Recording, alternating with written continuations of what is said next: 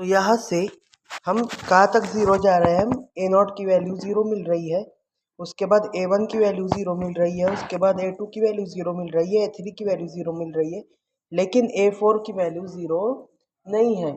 तो जो कोएफिशिएंट की वैल्यू ज़ीरो नहीं है तो वो नंबर का कोएफिशिएंट का जो नंबर रहता है वही उसका ऑर्डर बनता है। तो यहाँ पे 4 इज ऑर्डर ऑफ 0 2 जो ज़ीरो बना है, इसका ज़ीरो क्यों बना है, क्योंकि जब यहाँ पे 2 रख रहे हैं तो आंसर 0 आ रहा है, तो उसका जो ऑर्डर वो रहेगा क्या रहेगा, 4 रहेगा, या फिर हम बोल सकते हैं 2 इज 0 ऑफ ऑर्डर 4। एग्जाम्पल आगे देखते हैं किसी तरह का। एग्जाम्पल है F of Z is equal to Z minus two cube Z plus one square Z square plus one raise to 4। ठीक है, अब यहाँ पर देखो 2 भी इसका रूट है, क्योंकि जब अगर यहाँ पे हम 2 रखेंगे तो 2 माइनस टू क्या हो जाएगा, 0, 0 इंटू एनीथिंग इज 0।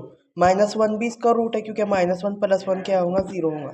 अब देखो यहाँ पर Z square plus one raise to 4। अब देखो इसके अंदर क्या आएगा, देखो z की जगह हम क्या रखेंगे कि आंसर 0 आ जाए। तो अगर हम यहाँ पे i रखते हैं तो i का स्क्वायर क्या होता है, -1। सो -1 प्लस वन अगर करेंगे तो क्या हो जाएगा, 0 हो जाएगा। ठीक है, तो i भी इसका 0 बनेगा, सेम माइनस i भी इसका 0 बनेगा।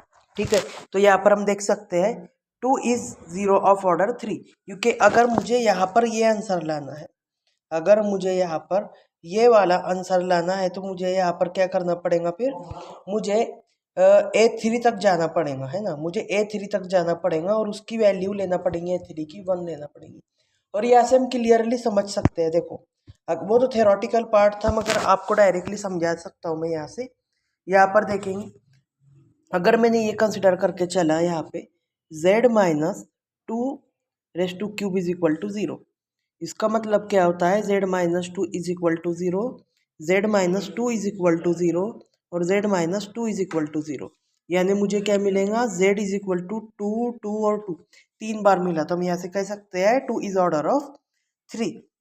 उसके बाद देखो यहाँ पर -1 इज ऑर्डर ऑफ 2 और plus minus i is order of 4। समझ में आई बात, सिर्फ इतना याद रखना है हमको।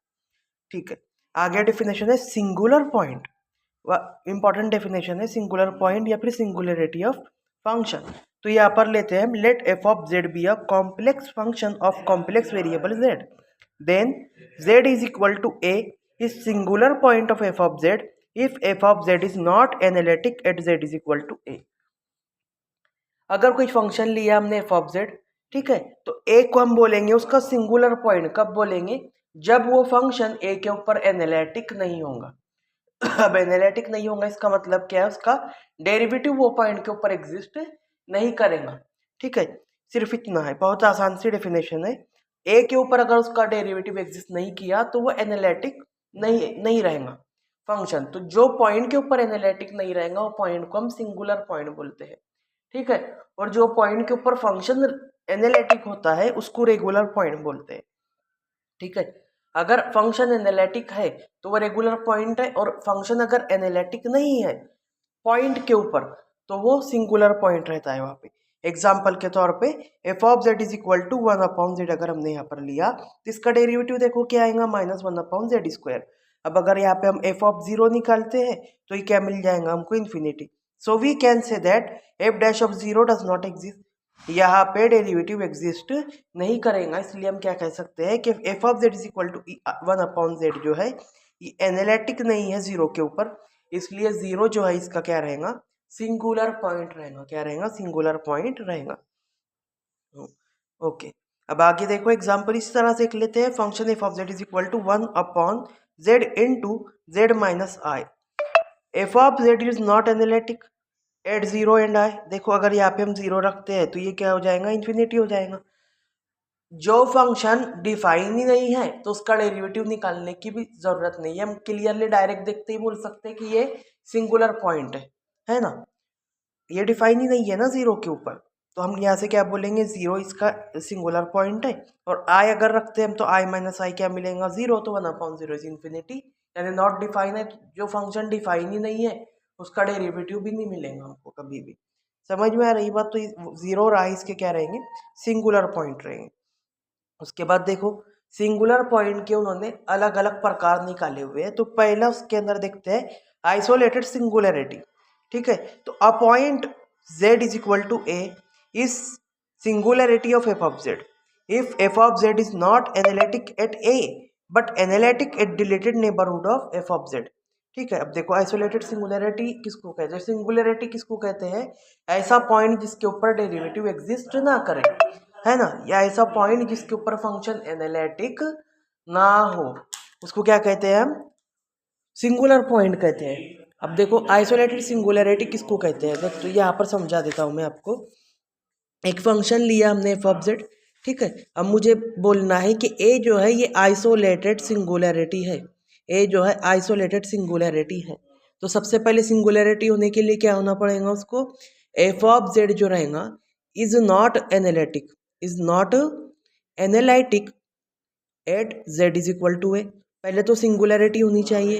अब आइसोलेटेड का मतलब क्या होता है? जैसे मान लो ये अगर हमने प्लेन लिया यहाँ पर, ठीक है, यहाँ पर एक प्लेन लिया और यहाँ पर अगर ए आ रहा है तो ए को छोड़कर वो उसके नेबरहुड के अंदर, देखो डिलेटेड नेबरहुड किसको कहते हैं? ऐसे पड़ोसी जिसके अंदर हमारा खुद का घर शामिल ना हो, उसको क्या कहते हैं? Deleted neighbourhood. यानी खुद को हटा दिया जाए अगर नेबरहुड में से तो उसको नेबरहुड, डिलेटेड नेबरहुड कहते हैं। तो ये जो फंक्शन है एफ ऑफ जेड, ये ए के ऊपर एनालिटिक ना हो मगर ए को छोड़कर बाकी के जितने भी पॉइंट आ रहे हैं इस सर्कल के अंदर, उन सब के ऊपर अगर वो एनालिटिक बनता है। अब ये सर्कल छोटे से छोटा भी हो सकता है, तब हम क्या बोलते हैं कि ए जो रहेगा ये फंक्शन का क्या रहेगा?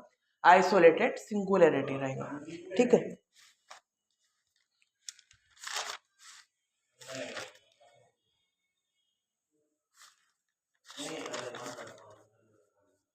ठीक है, तो वही चीज़ यहाँ पर हमने देखी। अब यहाँ पर एग्जाम्पल से समझ लो, F of Z is equal to 1/z²। अब क्लियरली दिख रहा है कि एफ ऑफ जेड जो है वो जीरो के ऊपर एनालिटिक नहीं है, मगर ये एनालिटिक है हर जगह पे। देखो समझने की कोशिश करो, ये जो फंक्शन है F of Z is equal to 1/z², ये फंक्शन जो है इसका डेरिवेटिव एग्जिस्ट नहीं करता, इसका डेरिवेटिव एग्जिस्ट नहीं करता जब हम z की जगह 0 ले लें। यानी कि ये जो फंक्शन है सिर्फ 0 के ऊपर एनालिटिक नहीं है, लेकिन 0 को छोड़कर हर जगह एनालिटिक है। तो मान लो यहाँ पे अगर मेरा 0 आ रहा है, देखिए यहाँ पर अगर 0 आ रहा है तो इसके ऊपर एनालिटिक नहीं है, लेकिन इसके अलावा हर जगह वो एनालिटिक है। यानी हम क्या बोल सकते हैं कि ये जो फंक्शन है ये डिलीटेड नेबरहुड के ऊपर क्या है? एनालिटिक है। डिलीटेड नेबरहुड यानी कि 0 को छोड़कर, देखो यहाँ पे 0 को छोड़कर जितने भी एलिमेंट आ रहे हैं सबके ऊपर ये क्या है?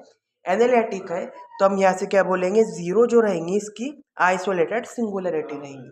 सिंगुलरिटी क्यों है? क्योंकि 0 रखने पे जवाब इन्फिनिटी आ रहा है और 0 को छोड़ के बाकी हर जगह में एनालिटिक है, इसलिए हम क्या बोलेंगे उसको? Isolated singularity.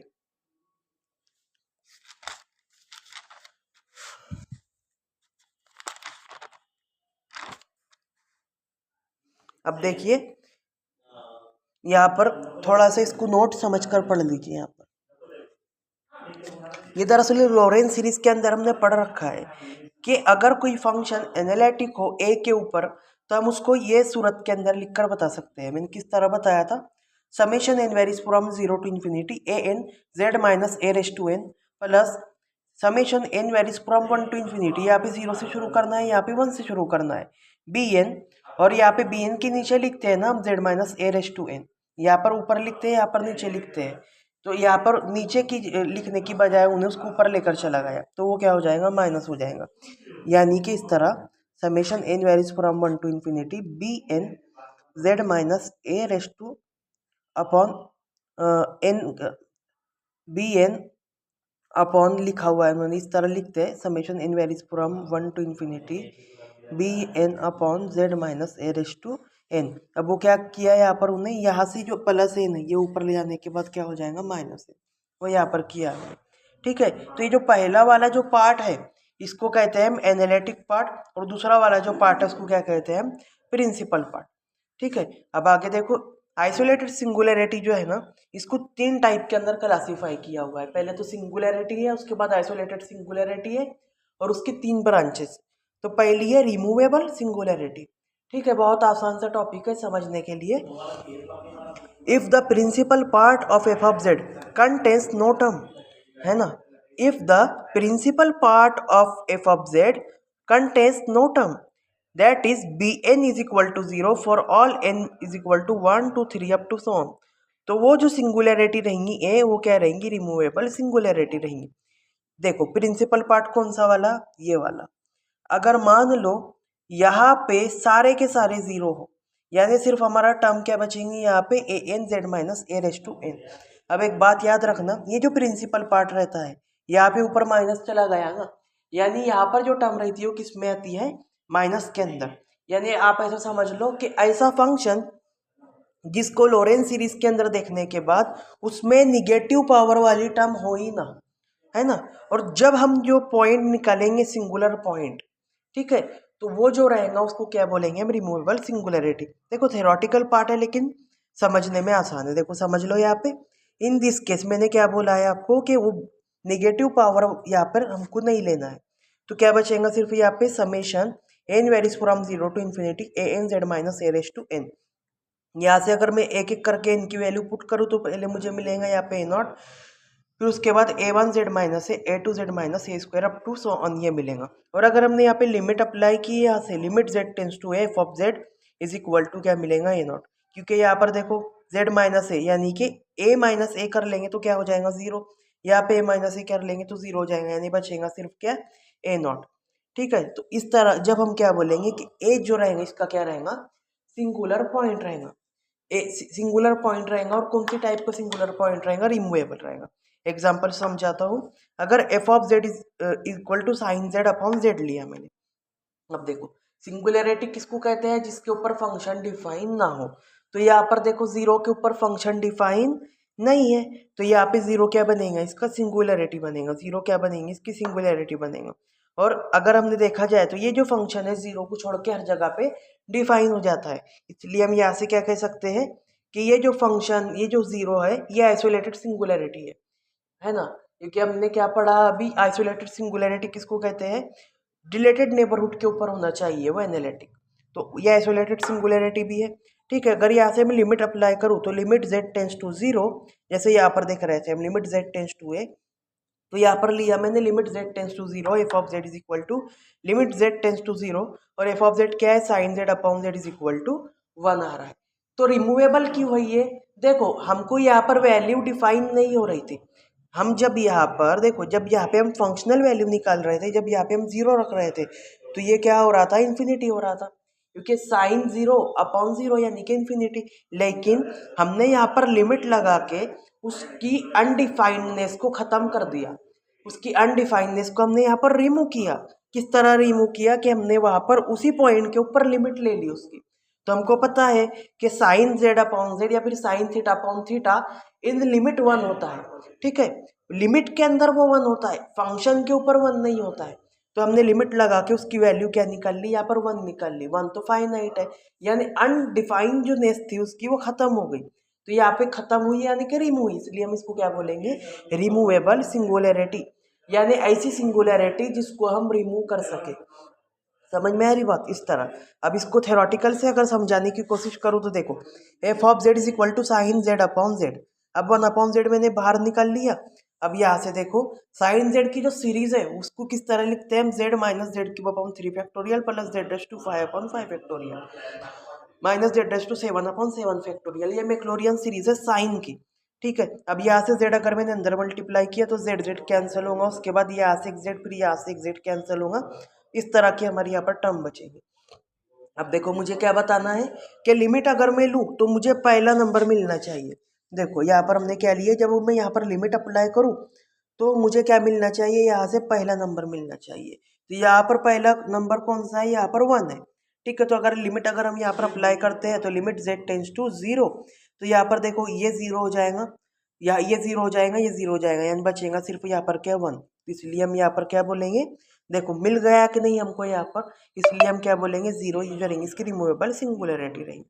ठीक है, इस तरह आप इसको समझ सकते हैं। या फिर इसका एक और पार्ट उन्होंने आसानी से बोला हुआ है कि F of Z contains no negative term. F of Z के अंदर एक भी निगेटिव टर्म नहीं रहेंगी, तो जीरो को क्या बोलेंगे हम, रिमूवेबल सिंगुलैरिटी बोलेंगे। यहाँ पर देख सकते हैं हम निगेटिव टर्म नहीं है, यानी कि देखो यहाँ पर ये जो हमने निकाला है ना, यहाँ पे z की एक भी पावर निगेटिव नहीं है, एक भी पावर निगेटिव नहीं है, इसलिए इसकी जो एक जो सिंगुलैरिटी बन रही थी, कौन सी बन रही थी, इसकी सिंगुलैरिटी जीरो, इसकी सिंगुलैरिटी बन रही थी, इसलिए हम इसको क्या बोलेंगे कि ये जो फंक्शन जो हमने निकाला है इसके ऊपर जीरो जो है रिमूवेबल सिंगुलैरिटी है। या फिर इसको और आसानी से समझ लो, ऐसी सिंगुलैरिटी जिसको हम खत्म कर सके उसको कहते हैं रिमूवेबल सिंगुलैरिटी। उसके बाद डेफिनेशन है pole. What is meaning of pole? तो an isolated singularity A is called as pole of order M. देखो हम जो पढ़ रहे हैं जिसकी जो तीन टाइप है किसके अंदर पढ़ रहे हैं, आइसोलेटेड सिंगुलैरिटी के अंदर। पहली टाइप है उसकी रिमूवेबल, दूसरी है उसकी पोल। तो पोल भी बहुत आसान है। देखो आइसोलेटेड सिंगुलैरिटी ए जो है उसको हम पोल कब बोलेंगे और उसका ऑर्डर क्या रहेगा, एम। कब बोलेंगे? जब हमको if there exist a positive integer M such that limit z tends to A z minus A raise to M F of z is equal to zero. ठीक है, समझने की कोशिश करो। यहाँ पे एग्जाम्पल से आपको समझाता हूँ। F of z is equal to 1/z minus 5/3 into z minus 4/2। अब यहाँ पर देखो सबसे पहले आइसोलेटेड सिंगुलैरिटी। सिंगुलैरिटी निकालने का मतलब क्या होता है कि कौन से फंक्शन वैल्यू के ऊपर फंक्शन डिफाइन नहीं है या फिर एनालिटिक नहीं है। तो यहाँ पर 5 अगर हम रख दे तो वो ये क्या हो जाएगा, इन्फिनिटी हो जाएगा। अगर यहाँ पे 4 रख दे तो 4 माइनस 4 हो जाएगा 0 और 1/0 क्या होता है, इन्फिनिटी। तो 5 और 4 जो है यहाँ पर क्या है, ये सिंगुलैरिटी बनेगी। और अगर देखा जाए तो ये कौन सी सिंगुलैरिटी रहेंगी, आइसोलेटेड सिंगुलैरिटी रहती। अब पोल कब बनेगा, ये पोल कब बनेगा? तो देखो वो क्या कहता है, अगर मुझे देखो जो सिंगुलैरिटी को मुझे पोल बताना है, जो सिंगुलैरिटी को मुझे पोल बताना है, वो सिंगुलैरिटी के ऊपर अगर मैंने क्या किया, लिमिट अप्लाई कर दी। वो सिंगुलैरिटी के ऊपर अगर मैंने लिमिट अप्लाई कर दिया और साथ में मैंने क्या लिया, वो जो फंक्शन है उसको किससे मल्टीप्लाई किया मैंने, z minus A raise to M.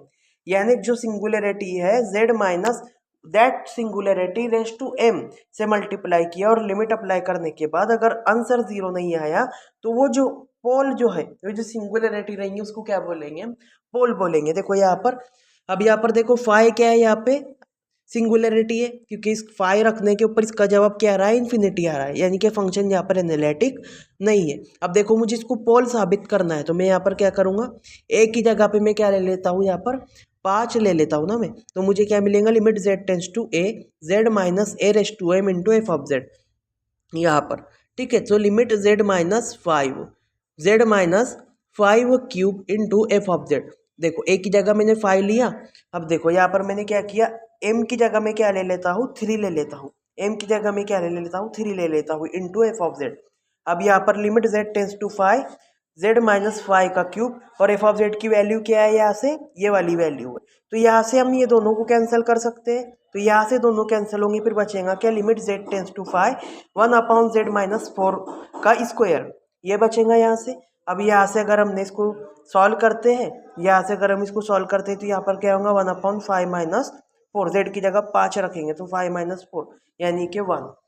समझ में आई बात? तो इसको सॉल्व करने के बाद हमारा आंसर 0 नहीं आया, इसलिए हम क्या बोलेंगे कि 5 जो रहेगा इसका क्या रहेगा, पोल रहेगा। और इसका ऑर्डर कितना रहेगा, इसका ऑर्डर रहेगा 3। देखो यहाँ पर कहना ये चाहता है वो कि मुझे इसको हटाना। देखो पोल किसको कहते हैं, सबसे पहले सिंगुलैरिटी ले लेंगे, सिंगुलैरिटी ले लेंगे। अब मुझे क्या करना है, कौन सा m की कितनी पावर लूँ, m की कितनी पावर लूँ कि उसको मैं z माइनस ए के ऊपर लिखूँ, z माइनस ए के ऊपर लिखूँ और दिए गए फंक्शन से मल्टीप्लाई कर दूँ, दिए गए फंक्शन से मल्टीप्लाई कर दूँ और लिमिट लेने के बाद आंसर 0 नहीं आना चाहिए। ठीक है, तो यहाँ से हम दिख रहा है, अगर मुझे इसको कैंसिल करना है, देखो यहाँ से अगर मुझे इसकी वैल्यू अगर मुझे 0 नहीं लानी है या फिर इसको मुझे कैंसिल करना है तो यहाँ पर मुझे m की कितनी पावर लेना पड़ेगी, 3। जाहिर सी बात है, अगर मुझे इसको यहाँ से हटाना है तो मुझे क्या पावर लेना पड़ेगी, यहाँ पे m की 3 पावर लेना पड़ेगी। इसलिए यहाँ पर मैंने क्या लिया, लिमिट z टेंस टू 5। 5 इसलिए लिया क्योंकि 5 सिंगुलैरिटी है और इसको मुझे पोल बताना है और कितने ऑर्डर का है वो चेक करना है, इसलिए। तो यहाँ पर मैंने क्या लिया, z माइनस ए क्या है, यहाँ पर 5 है। अब कैंसिल करने के लिए मुझे कितना पावर लेना पड़ेंगी, 3 पावर लेना पड़ेंगी। तो मैं ये ले लिया, इनटू मल्टीप्लाई किससे करना है मुझे, एफ ऑफ जेड से। अब उसको सॉल्व करने के बाद आंसर 0 नहीं आया, इसलिए मैं क्या बोलूँगा, 5 जो है वो पोल है और इसका ऑर्डर कितना है, 3 इसका ऑर्डर है। ठीक है, अगर मुझे 4 के लिए चेक करना है तो देखो मुझे 4 को यहाँ से अगर ये वाली टर्म को अगर मुझे यहाँ से कैंसिल करना है समझ लो, तो मुझे किससे मल्टीप्लाई करना पड़ेगा इसको, जेड लिमिट किससे मल्टीप्लाई करना पड़ेगा, पावर कितनी लेना पड़ेगी, यहाँ पर मुझे m की 2 पावर लेना पड़ेंगे। इसलिए यहाँ पर मैं क्या बोलूँगा, 4 is pole of order 2, pole is 4 of order 2। इस तरह अगर आप इसको और आसानी से समझना चाहें तो इस तरह समझ सकते हैं। देखिए यहाँ पर ये है दिया हुआ है z minus 5^3 into Z minus 4 का स्क्वायर, यहाँ पर दिया हुआ है। ठीक है, अब मैं क्या करता हूँ, इसको इज इक्वल टू 0 मानकर चल लेता हूँ, z माइनस 5 का क्यूब जेड माइनस 4 का क्यूब इज इक्वल टू 0। अब दो नंबर अगर मल्टीप्लाई के अंदर है और इसका आंसर 0 है, इसका मतलब दोनों में से कोई एक तो भी 0 है या दोनों के दोनों 0 है। तो यहाँ से होगा z माइनस 5 का क्यूब इज इक्वल टू 0 और z माइनस 4 का स्क्वायर इज इक्वल टू 0। तो यहाँ से हमको 5 कितने बार मिलेगा, 3 बार मिलेगा। यहाँ से 4 कितने बार मिलेगा, 2 बार मिलेगा हमको। समझ में आ रही बात। तो यहाँ से हम क्या बोलेंगे कि 5 ये जो पोल है इसका ऑर्डर कितना है, 3 है। 4 जो पोल है इसका ऑर्डर कितना है, 2 है। उसके बाद लास्ट है यहाँ पे essential singularity. So what is the meaning of essential singularity. ठीक है, the principal part of F of Z contains infinite number of terms, infinite number of terms, then Z is equal to A singularity of F of Z is equalled as essential singularity. ठीक है, अब देखो पहला हमने क्या देखा, isolated singularity के अंदर 3 प्रकार है। पहला रिमूवेबल है, दूसरा है पोल और तीसरा है इसेंशियल है। ठीक है, तो ऐसी सिंगुलरिटी जो ना रिमूवेबल हो और जो ना पोल हो। पोल के लिए मैंने आपको बताया कि कितनी पावर लेना पड़ेगी कि उसको कैंसिल करना पड़ेगा और लिमिट लगाने के बाद आंसर क्या नहीं आना चाहिए, 0 नहीं आना चाहिए। ठीक है, तो उसको हम क्या बोलते हैं, पोल कहते हैं। और रिमूवेबल किसको कहते हैं, जिसको हम सॉल्व कर सके उसको कहते हैं रिमूवेबल कहते हैं, जिसको लिमिट लगा के हम सॉल्व कर सके। अब इसेंशियल किसको कहते हैं, जो दोनों ना हो। अब यहाँ पर देखो F of Z is equal to E raise to 1/z। ठीक है, अब इसको अगर देखें ध्यान से तो एफ ऑफ जेड की वैल्यू क्या है यहाँ पे, ई रेस टू 1/z। और अगर मैं 0 यहाँ पर रखता हूँ तो ये क्या बन जाएगा, इनफाइनाइट बन जाएगा। इसलिए यहाँ पर मैं क्या बोलूँगा कि ये जो 0 यहाँ पर है, 0 यहाँ पर क्या है, सिंगुलरिटी है, क्योंकि यहाँ पर फंक्शन एनालिटिक नहीं है 0 के ऊपर। आगे देखो ई रेस टू जेड की सीरीज को किस तरह लिखते हैं हम, 1 plus Z square upon 2 factorial plus Z cube upon 3 factorial plus Z raise to 4 upon 4 factorial up to so on, इस तरह लिखते हैं। तो E raise to 1 upon Z को क्या लिखेंगे, जहाँ जहाँ जेड है वहाँ वहाँ क्या लिखना पड़ेगा, 1 अपॉन जेड। तो ये क्या हो जाएगा, 1 plus 1 upon Z plus 1 upon Z square. देखो ये सिर्फ यहाँ से नीचे ला रहा हूँ मैं, तो ये हो जाएगा 1 upon Z square upon 2 factorial. यहाँ से जेड क्यूब को नीचे लाएंगे, जेड रेस टू 4 को नीचे लाएंगे, इस तरह करते जाएंगे इसको। ठीक है, अब यहाँ से हम देख सकते हैं कि ये जो टर्म आ रही है ना, इसको हम ऊपर भेज देंगे। z ऊपर जाएगा तो क्या हो जाएगा, z रेस टू -1। यहाँ से z स्क्वायर ऊपर जाएगा तो क्या हो जाएगा, z रेस टू -2। यहाँ से 3 ऊपर जाएगा तो z रेस टू -3। इसका मतलब क्या है, एफ ऑफ z के पास यहाँ पे infinite number of negative terms है। यहाँ पे निगेटिव टर्म इनफाइनाइट है, बहुत सारे हैं, है ना। तो यहाँ से हम क्या बोलेंगे कि जो सिंगुलर पॉइंट जो बन रहा है, तो यहाँ पे सिंगुलर पॉइंट कौन बन रहा है, यहाँ पे 0 बन रहा है और यहाँ पे निगेटिव टर्म्स हद से ज्यादा है। तो हम यहाँ पर क्या बोलेंगे कि 0 जो रहेगा वो क्या रहेगा, इसेंशियल सिंगुलरिटी रहेगा। समझ में आई बात, ठीक। और अगर इसको अलग तरीके से देखें तो रिमूवेबल क्यों नहीं है, क्योंकि अगर हम इसको देखो यहाँ पर तो रिमूवेबल के लिए हम क्या चेक करते हैं, लिमिट लगाते हैं। So limit z tends to 0 E raise to 1 upon Z भी अगर हमने किया, limit z tends to 0 E raise to 1 upon Z भी अगर हमने किया, तो ये भी क्या होगा, इन्फिनिटी होगा। है, अगर इसका आंसर अगर फाइनाइट आ जाता तब हम इसको क्या बोलते थे, रिमूवेबल सिंगुलरिटी बोलते थे। अब ऐसा कोई नंबर भी नहीं है कि जिससे मल्टीप्लाई करने के बाद उसका आंसर क्या आ जाए, फाइनाइट आ जाए, तो वो पोल तो पोल हो जाता था। लेकिन यहाँ पर पोल नहीं, जैसे पिछले एग्जाम्पल के अंदर हम क्या कर रहे थे, इसको हटाने के लिए हम क्या देख रहे थे कि किससे मल्टीप्लाई करना पड़ेगा फंक्शन को और लिमिट लेना पड़ेगी। तो हम यहाँ पर देख रहे थे कि z माइनस पाई का क्यूब लेना पड़ेगा, इस तरह कर रहे थे हम। तो वो यहाँ पर पोल बन रहा था ऑर्डर 3 का। लेकिन यहाँ पर ये दोनों केसेस नहीं है, इसलिए ना ये पोल है ना रिमूवेबल सिंगुलरिटी है, इसलिए इसको क्या बोलेंगे हम, इसेंशियल सिंगुलरिटी। तो दोनों तरीके से आप समझ सकते हैं। अब इन शॉर्ट में आपको यहाँ पर समझा देता हूँ, यहाँ पर रिमूवेबल सिंगुलरिटी। तो F of Z is equal to, अगर मैं लिया log of 1 plus Z upon Z, है ना। अब यहाँ पर देखो, अगर मैं यहाँ पर 0 रख दूँ तो लॉग ऑफ 1 प्लस 0 क्या होगा, लॉग ऑफ 1 अपॉन यहाँ पर भी अगर मैंने जीरो रख दिया जी तो ये क्या हो जाएगा log 1/0। But what is log 1? log 1 is zero, तो 0/0 इनडिटर्मिनेंट फॉर्म हो गया यहाँ पर ये। तो यहाँ पर फंक्शन डिफाइंड नहीं है जीरो के ऊपर, इसलिए जीरो यहाँ पर क्या बनेगा, एक सिंगुलरिटी बनेगा। अब देखो रिमूवेबल क्यों होगा ये, जीरो के ऊपर उसकी फंक्शनल वैल्यू एग्जिस्ट नहीं करती लेकिन उसकी लिमिटिंग वैल्यू एग्जिस्ट करती है। तो यहाँ पर मैं limit z tends to zero यहाँ पर कर लूंगा। तो f of z limit z tends to zero log of 1 plus Z upon Z. जैसे ही मैं यहाँ पे लिमिट लगा देता हूँ तो log of 1 plus Z upon Z क्या हो जाएगा, 1 हो जाएगा, क्योंकि स्टैंडर्ड फॉर्मूला है log of 1 plus X upon X क्या होता है, 1 होता है at limit x tends to zero के ऊपर। ठीक है, तो इसकी फंक्शनल वैल्यू तो एग्जिस्ट नहीं कर रही लेकिन लिमिटिंग वैल्यू एग्जिस्ट कर रही है, यानी कि ये यहाँ पे जीरो जो है ये क्या रहेंगी, रिमूवेबल सिंगुलरिटी रहेंगी। अब देखो पोल समझ लो, पोल तो बहुत ही आसान है। यहाँ पर देखो f of z is equal to 1/z minus 3 raise to cube है। अब यहाँ पे सिंगुलरिटी कौन है, यहाँ पर 3 सिंगुलरिटी है, क्योंकि 3 रखने पे ये क्या हो रहा है, ये इन्फिनिटी हो रहा है। अब देखो इसका ऑर्डर देखना है तो यही से हमको ऑर्डर मिल जाएगा उसका, समझ में आ रही बात। इस तरह तो 3 इज सिंगुलरिटी। और अगर मुझे इसको थ्योरेटिकल चेक करना है तो मैं क्या करूँगा, देखो फॉर्मूला क्या है, limit z tends to a z minus a raise to m into F of z। यानी कि मुझे देखना है कि ये जो सिंगुलरिटी है ये पोल है या नहीं, और अगर पोल है तो कितने ऑर्डर का है, इसलिए हम यहाँ पर ये देखते हैं, है ना। और इसका आंसर क्या नहीं आना चाहिए, जीरो नहीं आना चाहिए, है ना। तो यहाँ पर अगर हम करते हैं 3 इसका सिंगुलरिटी है। अब मुझे पोल चेक करना है तो मैं यहाँ पर क्या लिखूंगा, लिमिट z टेंस टू 3। अब मैं क्या करूँगा, यहाँ पे कौन सी वैल्यू रखना पड़ेंगे मुझे, ठीक है। तो अगर मैं यहाँ पे समझ लो, अगर मैं यहाँ पर 1 रख देता, अगर यहाँ पर मैं 1 रख देता तो मुझे यहाँ पर इन्फिनिटी मिलता। किस तरह मिलता देखते हैं, यहाँ पे limit z tends to 3 z minus 3 raise to m की जगह अगर मैं यहाँ पर 1 रख लेता तो 1 रख के तो कुछ मतलब नहीं है, इनटू एफ ऑफ जेड अगर मैं लिखूंगा तो एफ ऑफ जेड क्या है, यहाँ पे 1/z माइनस 3 का स्क्वायर। यहाँ से दोनों कैंसिल होते थे तो यहाँ पर बचता था सिर्फ एक, बचता था यहाँ पे z-3। अब यहाँ पे अगर हम 3 रखते थे तो आंसर क्या आ रहा था, इन्फिनिटी आ रहा था। तो हमको इन्फिनिटी नहीं चाहिए ना, इन्फिनिटी नहीं चाहिए, इसलिए हम यहाँ पर m की जगह 1 नहीं रख सकते, इसलिए m की जगह क्या रखना पड़ता था हमको, यहाँ पर 2। तो जब हमने यहाँ पर 2 रखा तो यहाँ से क्या होगा, देखो z-3 का square into F of Z, यानी कि इंटू 1/z-3 का स्क्वायर, तो दोनों कैंसिल होंगे, यानी यहाँ पर क्या बचेगा, 1। 1 आया यानी कि 0 नहीं आया, इसलिए 3 is pole of order 2। 3 is pole, किसका पोल बनेगा और उसका ऑर्डर कितना रहेगा, 2 रहेगा, क्योंकि m की वैल्यू हमने यहाँ पर क्या ली, 2 ली। अब आगे देखो F of Z is equal to sine of 1/z। अब यहाँ पर अगर हम देखते हैं, यहाँ पर 0 रख देता हूँ मैं तो ये क्या हो जाएगा, इन्फिनिटी हो जाएगा।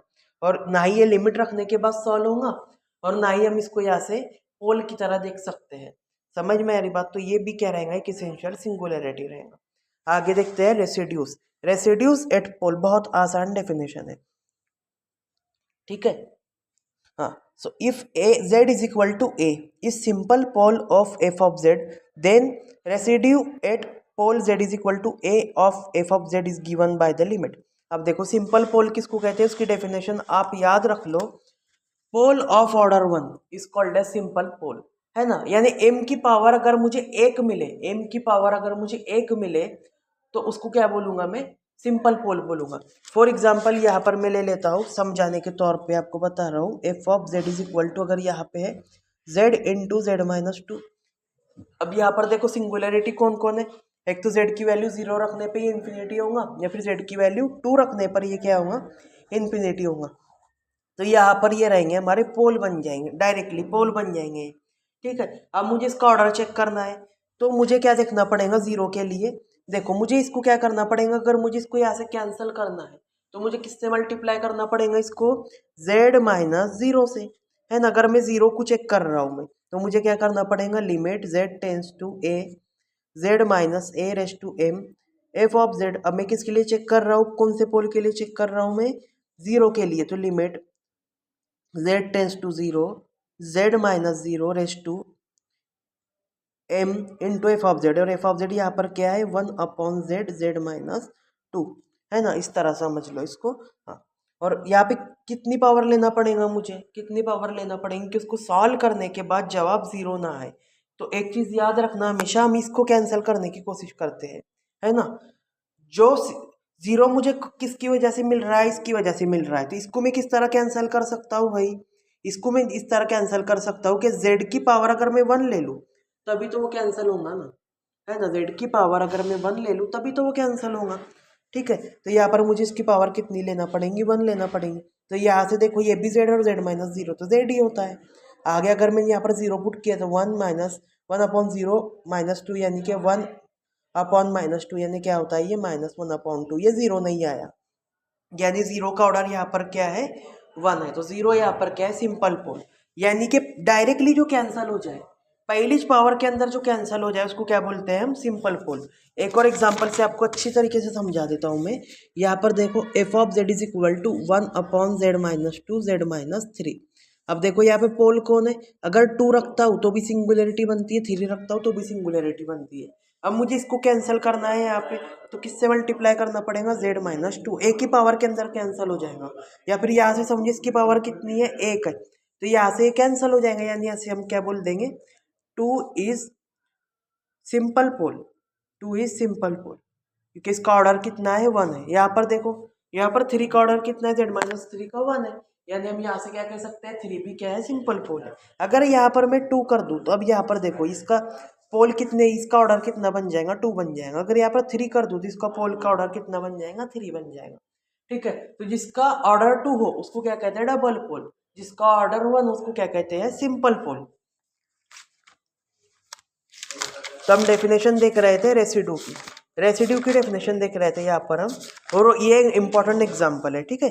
Residue at pole of function, ठीक है, ध्यान से देखना इसको, है ना। अगर F of Z is equal to, है ना, if Z is equal to A is a simple pole of F of Z, अगर ए जो है वह फंक्शन का क्या हो, सिंपल पोल हो। सिंपल पोल हो का मतलब सबसे पहले तो वो जो है फंक्शन जो है उसके ऊपर डिफाइन नहीं होना चाहिए, यानी कि सिंगुलरिटी बननी चाहिए, एनालिटिक नहीं होना चाहिए, तभी सिंगुलरिटी बनेगी। उसके बाद वो पोल होना चाहिए, तो पोल मैंने आपको बताया जिसको हम कैंसिल कर सकते हैं कुछ पावर लगा के, हम उसको कैंसिल कर सकते हैं, और आंसर क्या नहीं आना चाहिए, जीरो नहीं आना चाहिए, ठीक है। तो ए अगर उसका पोल हो, लेकिन कैसा पोल हो, जिसका ऑर्डर 1 हो, यानी कि सिंपल पोल, है ना, तब हम उसका रेसिड्यू किस तरह निकालेंगे, देखो किस तरह निकालेंगे हम, limit z tends to a z - F of Z, ये फॉर्मूला है उसका, ये उसका फॉर्मूला है, देखो ये उसका फॉर्मूला रहेगा। अगर मुझे उसके ऊपर रेसिड्यू निकालना है वो पोल के ऊपर, तो मुझे क्या करना पड़ेगा, residue of F of Z at Z is equal to A, क्या करना पड़ेगा मुझे, वो जो पोल है ना उसको जेड में से कम करना पड़ेगा, Z tends to A into F of Z, बस इतना करना पड़ेगा, मुझे कुछ नहीं करना है वहाँ पर। Limit Z tends to A into z - into F of Z, समझ में आई बात। अगर मुझे उसका रेसिड्यू निकालना है तो क्या लेना पड़ेगा, मुझे लिमिट लेना पड़ेगी वो पोल के ऊपर, और वो पोल को z में से कम करना पड़ेगा, और मल्टीप्लाई किससे करना पड़ेगा, दिए गए फंक्शन से, ठीक है। अब आगे देखो क्या कहता है वो, if z is equal to A is pole of order m of F of Z, अगर कोई पोल है जिसका ऑर्डर m है, जैसे मैंने आपको बताया 3 ऑर्डर का पोल है, 2 ऑर्डर का पोल है, तो अगर कोई m ऑर्डर का पोल हो और अगर मुझे उसका रेसिड्यू निकालना है तो मैं किस तरह निकालूंगा, residue of F of Z at Z is equal to A, क्या करना पड़ेगा मुझे, 1/m-1 का factorial, limit Z tends to A, D derivative m-1 upon D Z raise to m-1 z - a raise to m into F of Z. यानी हमने simple पोल के लिए क्या लिखा है, यहाँ पे देखो सिंपल पोल के लिए हम क्या लिख रहे हैं, residue of F of Z Z is equal to A, यहाँ पर क्या लिख रहे हैं हम, limit Z tends to A, यहाँ पर क्या लिख रहे हैं हम, z - a into F of Z. अगर m ऑर्डर का पोल है, ये किसके लिए, ये सिंपल पोल, यानी ऐसा पोल जिसका ऑर्डर 1 हो। अब देखो residue of F of Z, अगर यहाँ पर मान लो मैंने m के लिए चेक कर रहा हूँ मैं, अगर जिसका ऑर्डर कितना हो, m हो, तो यहाँ पर क्या लिखूंगा मैं, limit z tends to a, है ना। अब ये सब सेम ही रखना है मुझे, बस चेंज कहाँ पर करना है, ये लिखने से पहले मुझे यहाँ पर लिखना है 1/1 - m 1/m-1 का फैक्टोरियल। पहले शुरुआत में ये लिखना है अगर मैं m ऑर्डर के पोल के लिए लिख रहा हूँ, है ना। उसके बाद मुझे क्या करना है, यहाँ पर डेरिवेटिव लगाना है। लेकिन डेरिवेटिव लगाने से पहले मैं यहाँ पर मैं लगाऊंगा लिमिट। और किसके लिए चेक कर रहा हूँ मैं, कौन से पोल पर चेक कर रहा हूँ, ए पोल के ऊपर चेक कर रहा हूँ। ठीक है, पहले ये लिख दिया, उसके बाद लिमिट आनी चाहिए थी, यहाँ पर लिमिट लिख दिया। कोई चेंज नहीं है, ज़्यादा चेंज नहीं है दोनों में। लेकिन जब हम यहाँ पर एक से ज़्यादा के लिए चेक करते हैं तो आप हमको फार्मूला यहाँ पर लगाना पड़ता है और उसके अंदर आएगा डेरिवेटिव। ठीक है, तो ऊपर लिख देंगे हम m-1 और नीचे भी लिख देंगे हम dz⁻m-1। और यहाँ पर हम क्या लिखेंगे आगे, z-a⁻m into F of Z. यहाँ पर हम क्या कर रहे थे, z-a into F of Z, यहाँ पर क्या लिखेंगे हम, z-a⁻m एफ ऑफ जेड। ठीक है, और इसको आसानी से समझाता हूँ मैं। पहले लिख दो z-a⁻m, उसके साथ में लिख दो एफ ऑफ जेड, है ना। m क्यों लिख रहे हैं हम, क्योंकि यहाँ पर ऑर्डर m के लिए चेक कर रहे हैं। उसके बाद यहाँ पर लगा दो लिमिट जिस तरह पहले लगाई थी। ठीक है, अब क्या करना है, यहाँ पे 1/m-1 का फैक्टोरियल यहाँ पर लिख दो, यहाँ पर लिख दो d⁻m-1 यहाँ पर लिख दो, यहाँ पर dz⁻m-1 यहाँ पर लिख दो। ठीक है, तो इस तरह भी आप उसको याद कर सकते हैं। इसका मतलब क्या हुआ, अगर कोई पोल अगर 2 का है, अगर कोई पोल है जिसका ऑर्डर 2 है, तो उसको किस तरह लिखेंगे फिर देखो। पहले फॉर्मूला है residue of F of Z is equal to Z is equal to A.